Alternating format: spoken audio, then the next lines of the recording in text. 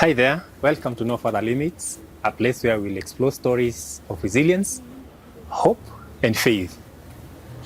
I'm usually excited having this type of conversations because we hear of the challenges that people have gone through and they overcame the challenges. We get to hear real stories.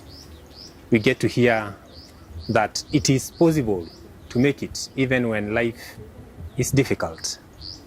And in this channel, we celebrate lives of those who have gone through challenges and they have emerged victorious. Our guest today grew up without a father, but despite of that, he has embraced fatherhood and he's raising a family of his own. Without further ado, let's welcome our guest to introduce himself and tell us what he does. Karibu. Wow. First of all, thank you for having me. It's a pleasure, it's an honor. We've been planning this for a while, and I thank God it has come to pass that I'm here to share my story, and that will be a blessing to others, I believe. My name is Philip Ndegwa Njuguna, married to one wife, female, and blessed with one beautiful daughter. I'm in the media industry. I'm a media technician, majorly in sound engineering and also production, that is video editing. And I also teach video editing. That's what I'm passionate about. Other than that, I'm also passionate about sharing the word of God and youth mentorship. Yes, that's my area. And glad to be here. Thank you so much for having me. You're most welcome. Thank you. Let's go back to the beginning. Yes. How was your family set up? As far as I can remember,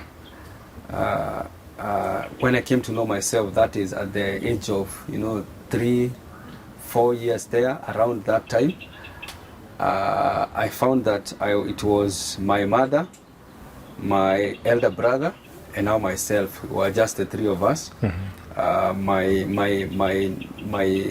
last born was not yet born, so we were the three of us. That's the earliest memories earliest memories I have of us as a family. And of course now our aunt was there. She had a family. She had 2 children. Yes. That is my cousin and my 2 cousins. Those were the earliest memories of our family setup. And what I came to realize is that both in our family and our aunt's family, there was no father. There was no father. Of course, at that time I couldn't question because I was not, hata sikuwa nimeingia shule. Yes. But later on, then it's when I began, to ask questions. That is in maybe class 1. Class 2 hapo, and because you could see, like, the day my mom took me to school, many other people came with 2 parents, a father and a mother. Yes. But I realized we don't have a father, the father is not there. But I didn't ask, I didn't ask. Then life went on, we grew up, thank God our mom was always there for us. So at that young age, I really didn't miss my father, and I was not curious to know where he is or his whereabouts. So life was normal. That is in my early years. I'm talking class 1 to class 4. I really didn't have any questions concerning why we were not what I would call a complete family, because we were only my mother, my brother, and myself. Yeah. And hearing that, at what age did you come to realize that we don't have a father here, and our family is quite different from other families? And how did you overcome challenges that come with people asking questions, especially peers when you're playing with them, or you did not encounter such issues? I think that mostly began in the preteen years, 10 years, 11 years, 12 years. Now you are becoming, quote unquote, a man. And boys could, boys could identify themselves with their father. Yes. You know, like I'm so and so is my father. You know, and I want to be like him. Do what he does. Maybe let's say the father is a driver. They could say me, when I'm done with school, I want to be a driver, like a truck driver, like my father. Yes. I want to be a carpenter, like my father. But you see, for me now it's different. I can't say I want to be like my mom and what she does, because maybe what she does is something that women do. You know, the work that she does is it's not considered a man's work. But how I dealt with it, I think at that school going age, I'm a primary school age, it never hit me hard. Like I think I was at peace with it. I didn't, that void was not so real.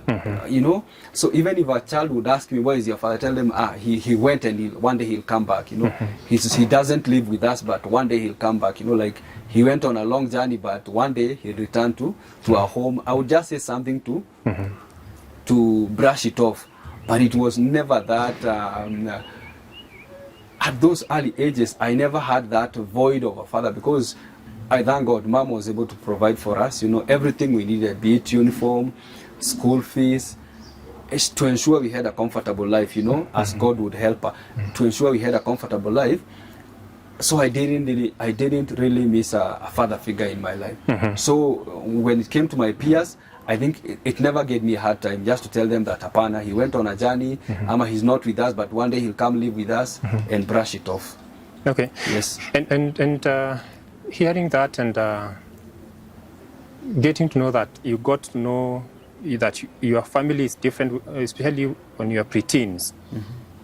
How did the society around you treat you? Did they treat you differently? Were there things that were being done and you were not involved because the man of the house is not around? Or anything that made you feel like if our father was here, things would have been different, possibly on how the society was treating you?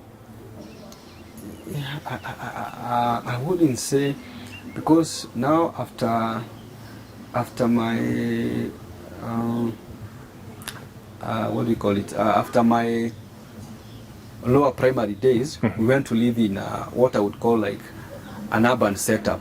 Okay. So you are not really, you know, that integrated as a society. So, and our mom got a job in a flower farm.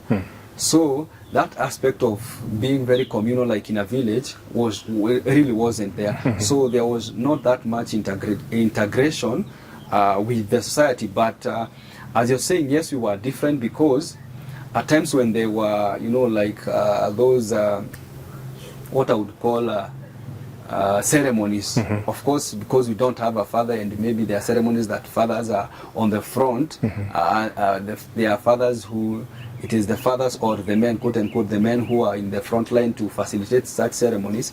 Our family was left out, you know, and of course my aunt's family. So I could realize that, you know, like let's say they are planning those, we would say, wedding committees, you know, even burials at times, burial committees, many things that the society would perceive that the men are the ones supposed to be planning and the women should take a back seat. We were never involved. But at that younger age, it couldn't really hit me, because I'm like, maybe it's normal, like, yes, we are like this, that's why we are not involved. But I didn't really have many issues with it. Yes. And as you grew, hearing that you settled in an urban setup, had also cousins whom you are staying around with. Was there any male figure who came out to be like a father figure in your life, or a person that you look up to for guidance, especially being a man?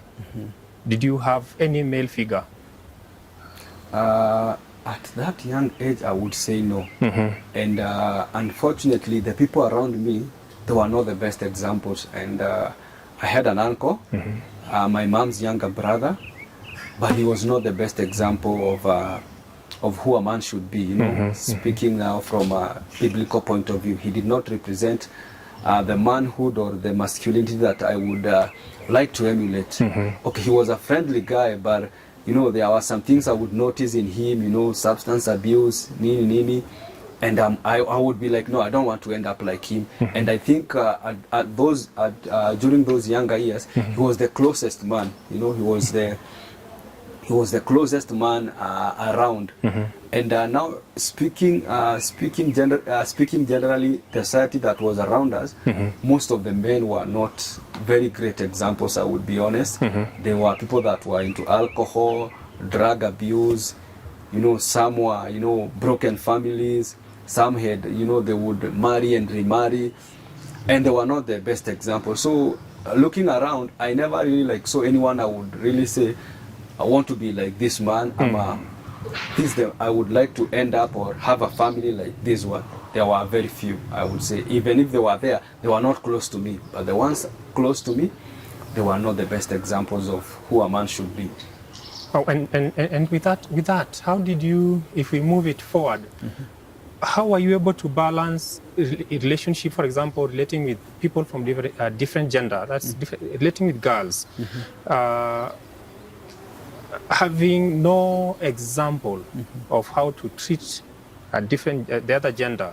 How are you able to interact with them as you are growing? I think being around my cousins, because they were, of course, I had cousins who are ladies, and also in secondary school I went to a day school, a mixed day school. So that integration or relating with especially girls of my age, I didn't have an issue with that.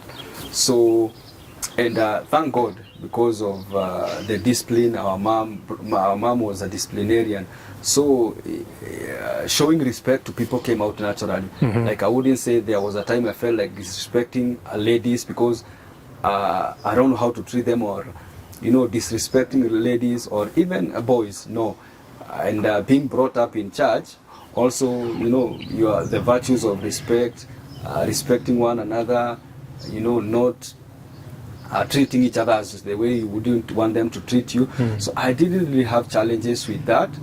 And I would say that the part that now, maybe if I move it forward now, the challenge would be like, when now I was a bit older, the questions about how do you raise a family, how do you become a father, what's the process of becoming a father, or you know, a husband. Yes. I think later on now that came out, like I was clueless about that. Now when the time had come for that, I was clueless about, you know, what are the steps you take, how do you go from point A to point B, to be a father or a husband. Yes. Okay. Yes. And with that, the issue of relationship usually could play a very significant role in the life or the growth of a boy. How are you able to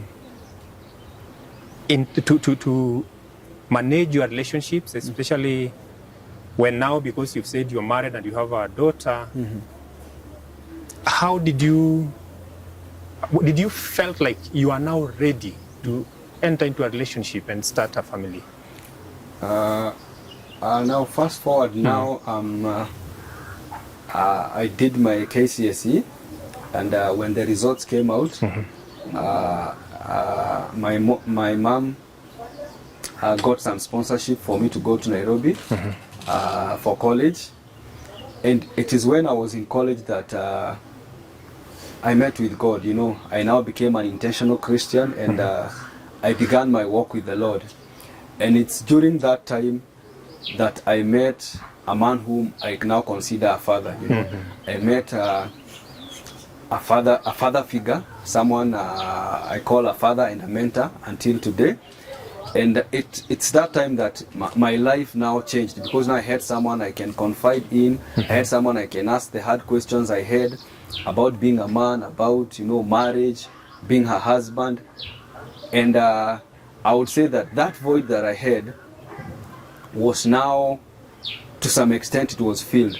Though not with my biological father, but now someone I can call a father, and he calls me son, you know, without any restraints or any any boundaries. Like I can go to him anytime, I can call him, I can have a talk with him on any topic. And I think that's when now I felt like now I'm ready, because as a man now I came to a point in Kasema, I have someone to take me if I meet a lady, a potential wife. Yes. I have someone to take me to go take dowry or to go negotiate with the parents and tell them that see my father and I'm here to ask for your daughter's hand in marriage. So I think that's when I gained the confidence now, because I had someone to ask the hard questions. Okay. Yes. And as you got into this relationship and meeting your fiancée, then your wife now, you explain. I'm assuming that you even told her that you've been raised by a single mother. Sure.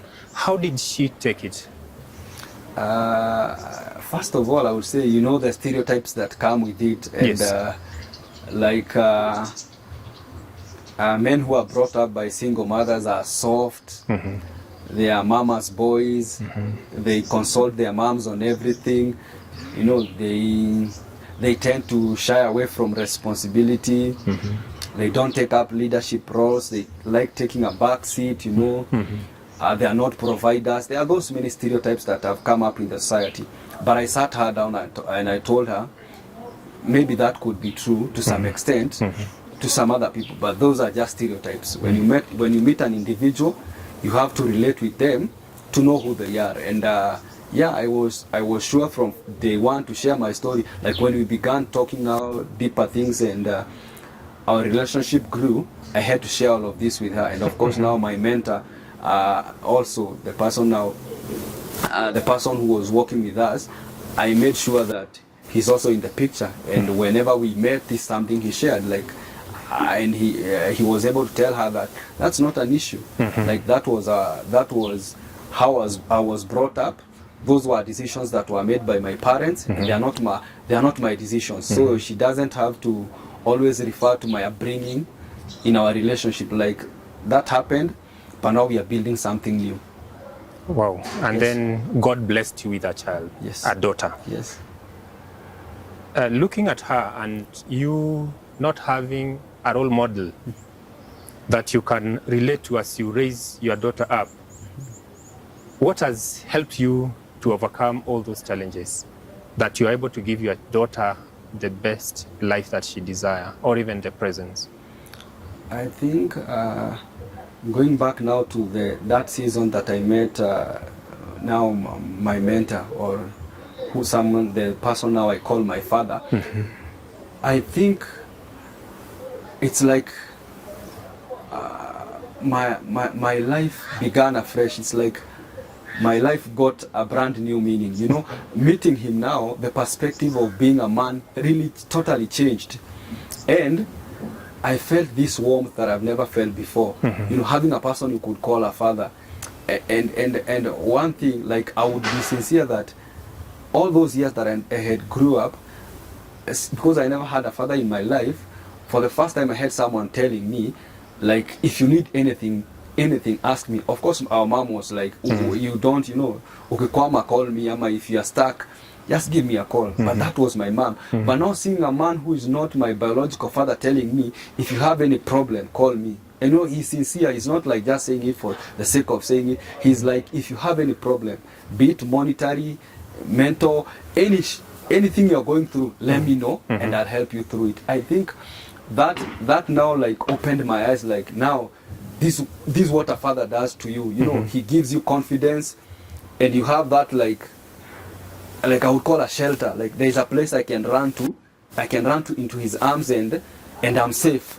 So that safety of knowing that there is someone I can run to who is wiser than me, older than me, stronger than me, and I think that's now what motivated me. Like, now I told myself that if I get a child, if God blesses me with children, I'll be a present father to ensure that warmth that I never felt, you know, that safety, that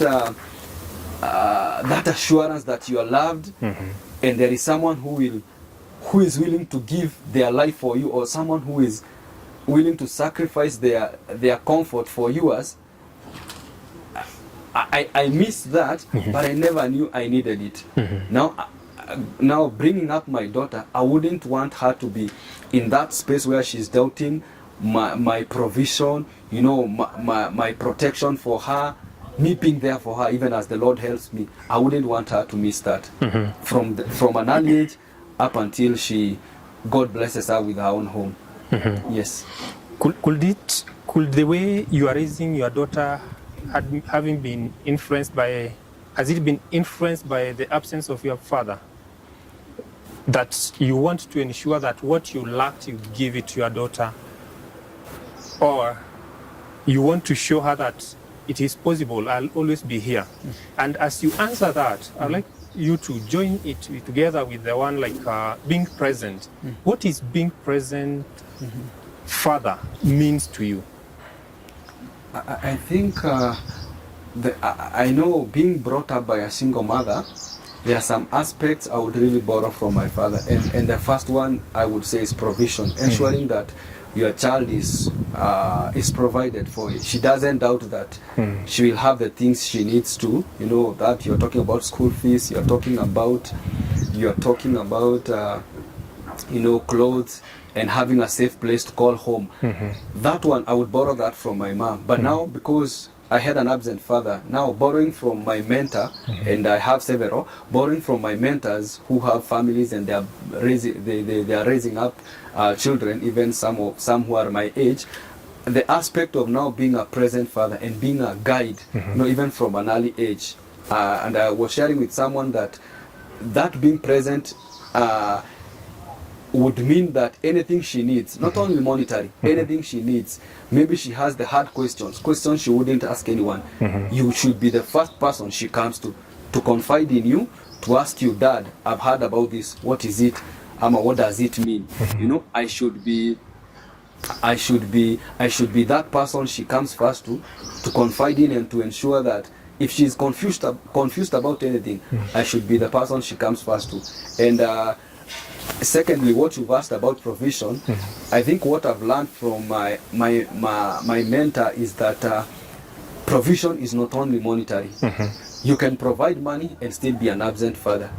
So the aspect of being a present father means I'm present both physically, mentally, and emotionally.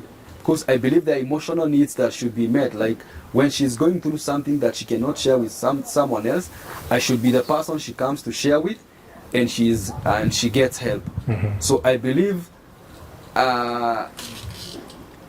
provision or being present as a father should be wholesome. You know, should not be like I've provided money, but I'm absent. Now money will cover my absence. Apana, that should not be the case. Hearing you speak, you really speak highly about this mentor. And just share with us, what is the role of a mentor in the life of a person who is growing up without a father? I think it's really important, because now, for me, as I said, this is the first time I felt the love of a father. And I remember him assuring me that being in the media, like the things I was doing, I remember him assuring me that you are very good at this. If you plan to do this, I'll support you, and you'll go far in this. Hearing those words really made me proud, because they are words I've never heard. Like him telling me, I'm proud of you, I'm proud of what you do. I like how disciplined you are. I like how focused you are. Those are words I had never heard from a man or a father figure to say it.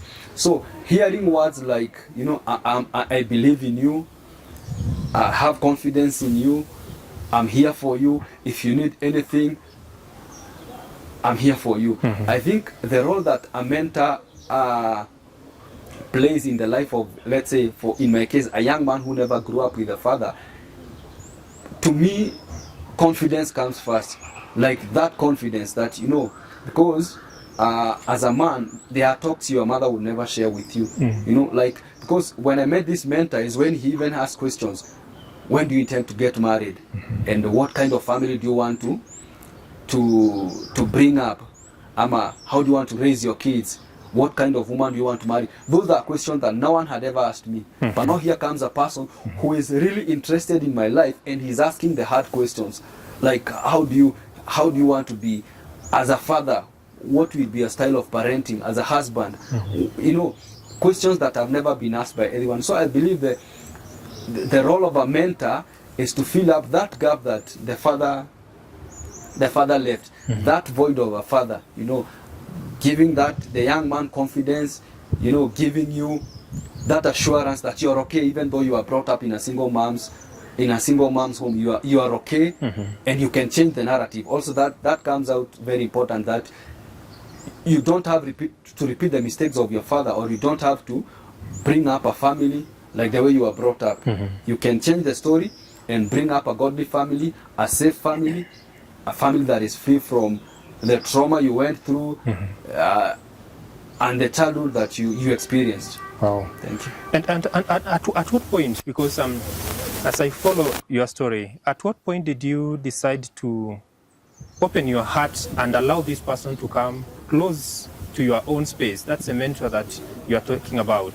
Because there are those people who want to have people to work with and to help them navigate life, but they do not have that confidence of allowing people to come in and sharing with them their stories and getting vulnerable to them. How did you break that challenge? I think now, taking you back, I think now after Form 4, that's when the void of a father became real. That's when I felt like if I had a father, I would share with him. Like now, I think after Form 4, I became sort of independent from my father. You know, like we are not that close with my mother. I can't share with her many things because I'm now what I would call becoming a man. You know, I'm becoming a man. So there are things I wouldn't share with her. But that's when now the void became real. Like I wish my father was around so that we can watch a football match together. You know, talk about politics, like, you know, talk about the economy. I'm also very passionate about history. You know, talk about the events that were there. Like I would ask him, how was politics back then? How was leadership back then? So, and these are things you can share with your mom, because as I'm telling you, you're not becoming a man. You have some beards, and you really don't want to be seen around your mom all the time. So, but I thank God, the time that I had this, the time that this void was so real, that I felt like I need a father. You know, I need someone to guide me. You know, my career choice, my all these things. That's the time that I met my mentor. And as you're saying, because I had like what I'd call, I had reached an end. Okay. The void was so real. When he came and we got to know each other and he embraced me, I had no option but to open up to him. Because I think it was like God confirming me. I've heard your cry. You need a father in your life. You need someone to share with. You need someone to confide in, and here he is. I think I felt this is God. This is divine. Like just at the right time when I needed a person to stand with me, a person to, you know, to put confidence in me once again, a person to tell me that I'm a man and I can make it. This person came into my life, so I had no issues. Once he embraced me, and he, after hearing my story, I had no option but to open up to him and tell him, now here I am, guide me. How do I take me through this? How do I become a man? How do I become a husband? I'm here. And therefore, with this, it makes what people usually say: if you want to walk fast, walk alone. But if you want to walk far, walk with people. With that understanding, how, and looking at that camera, advise someone who is having a challenge in allowing people to walk with him or her and to guide because of this void that they've had for long. The Bible says that iron sharpens iron, so a man sharpens the countenance of another. I would say the moment you open up to a mentor, the moment you you give your life, or you allow a mentor to walk with you, someone who has gone further than you, someone who knows better than you, especially in the areas of life, be it marriage, business, work related, career, anything. The moment you allow that is that you get a perspective that you never had before, you know, because this person has gone before you, this person has gone ahead of you, and if they have made mistakes, they'll help you not to repeat the same mistakes. Because of their advice, because of the knowledge they have, you'll not go through the same mistakes. So I would say, walking without a mentor, it's a very dangerous path to tread on. But whenever a mentor comes in, they'll hold your hand, they'll guide you, and the mistake that maybe your peers who are not working with mentors will make, by the grace of God, you'll avoid such mistakes. So the value or the worth of a mentor in the life of a person cannot be underestimated. Thank you. Oh, thank you for that advice. Thank you. And just to follow up on that, how can they find good mentors? Like, for example, in your case, you have a very good one that even hearing you speak about him, it shows that you have a very close relationship with him. Sure. How can someone outside there identify and say, this is the right person who can mentor me?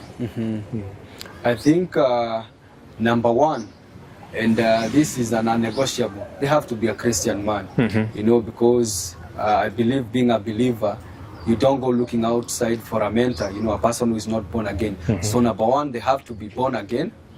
And if for a young man looking up for a mentor, this has to be someone who is, you know, if they are married, they are, you know, they have a good reputation, you know, how they take care of their family. They have a good relationship with the wife and with the kids. And most of the time, this is very evident, you know. I believe it's a person, if it's a mentor, it's a person you visit their home. So you see the relationship between him, the kids and the wife. So I believe number one is this person must be a believer, you know, a person who has a public walk or faith with God. You know, he's not someone who hides their faith. They are not ashamed of their faith in God. But even as you get into that space that you need a mentor, I believe the number one thing is to seek direction from God. Because I believe there are many godly men in church who would want to walk with you, but it's you to seek direction from God. Like, there are many men here, God, lead me to the right person who would walk with me, who will mentor me and ensure that my life comes out better. So seeking God and seeking His will concerning that role of mentorship in your life. Thank you. Oh, thank you. Thank you for that. I know it will help our viewers. Yes. Someone who is struggling and who is growing alone and thinking that the world has come to an end. You can get a mentor and a person who will be there whenever you need him or her. At what point did you feel like you've healed? That is because I'm assuming when you grew without a father, there are many questions that you had. Sure. Had my father been around, I would have done ABCD, would have done this and this with me. And you live with that guilt, you live with that, some people call it shame, some of them, they feel like they are not worthy. At what age did you feel like you are now free? Sure. And taking you back to my teenage years, like now I have heard stories of my father's family, how well they were. They were prominent people in government, in politics. And now coming to know myself now in my late teenagehood, I wished, you know, there are things you don't have in life and you're like, if my mother and mother were still together, I would be able to afford that, you know. I would be in a better school.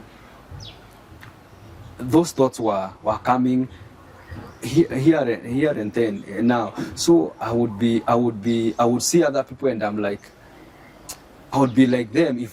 If I only had a father, I would be like them, you know.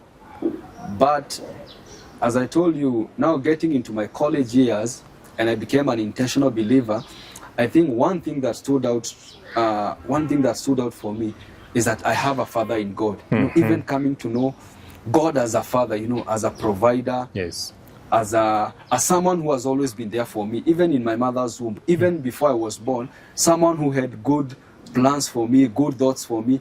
That aspect of having God as a father began to be real to me. So even though I had a void for my earthly father, like a person we would talk politics, football, and those things that men are passionate about, but that understanding that God is my father really helped me to heal, you know. And as I grew older, I came to a realization that whatever happened. I can't undo the past. Like, I can't go back in time. I can't change the hands of time and, you know, and reconcile my parents. But I can make amends for my generation, you know. I can make the right decisions for my generation. I can choose to raise up a godly family. I can choose to walk faithfully to God, to do the right thing, to get into the right marriage, and by the grace of God, bring up a godly family. So that aspect of God being there for me helped me to heal. And of course, bitterness would spring up here and there, especially when I'm like, if I had a father, this is a very small struggle. You see, you have struggles about how will your life turn out, especially now coming to the years you're thinking about getting married. You're like, how do I go to my father-in-laws without a father? You know, my in-laws to be, how do I go to their home with only a mother? But now with time, I was like, it's okay. I have God with me. This is me starting my life. This is me starting my family. So I don't have to be ashamed introducing myself and saying, meet my mom, and they ask, why is your dad? I'm like, no. If they ask, I'll tell them he's absent. I never grew up with him. So the understanding that God is a father to me really helped me in my healing journey. Yes. Wow. You've said something that is in the Word of God, that even before you were formed in your mother's womb, He knew you. Yes. So what has faith played in your life in order to overcome the challenges that we've gone through? I think I think one thing I like to say, and I've referred this in our conversation, I think I've referred to this, the point that I met my mentor was a changing point, was a turning point in my life. I think that's when like I had a vision of who I want to be. My eyes were opened. I had a vision like, this is the kind of man I need to be. This is the kind of family I desire to raise.